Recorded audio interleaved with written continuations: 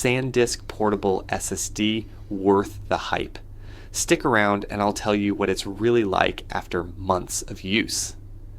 Hey guys, I'm super excited to share my experience with the SanDisk Portable SSD. I've been using it practically every day for the past 3 months, and I feel like I've put it through its paces enough to give a really honest review. First of all, it's incredibly compact. Seriously, it's smaller than my smartphone, which makes it super easy to slip into my bag or even my pocket without adding any bulk. Whether I'm working at a cafe, heading to a client meeting, or just organizing my home office, it's the kind of tech you forget you're even carrying until you need it.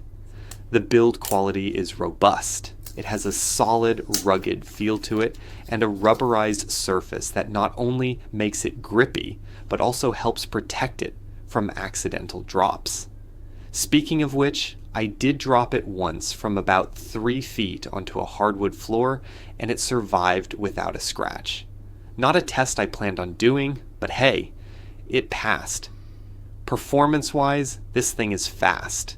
I'm talking about SSD level speed that makes transferring large video files or photo libraries basically a breeze. I'm a content creator, so I jump between projects a lot. With the SanDisk SSD's USB-C compatibility and read speeds of up to 1050 Mbps, I haven't had to wait around twiddling my thumbs while moving files. That speed has honestly saved me hours. Now let's talk compatibility. I've used it with my MacBook Pro, my Windows desktop, and even connected it to my iPad Pro for quick editing on the go.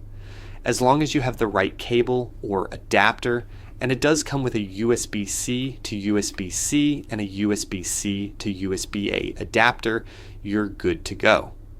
But here's a quick heads up. If you're using it with older USB ports, you won't get the full speed benefit. And that might be a bit of a downer if instant transfers are your goal. Another thing I love, no extra power source needed.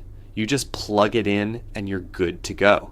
No wall charger, no batteries. It draws power via USB, which is super convenient if you're used to juggling multiple cables. Now, let's be real, no product is perfect. My only gripe is that depending on your OS, you might need to reformat the drive to get the optimal performance.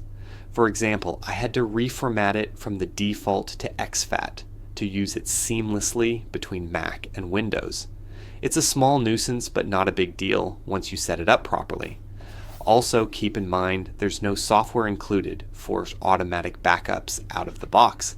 So if you're looking for that kind of functionality, you'll have to set it up manually or use third-party software. I personally use time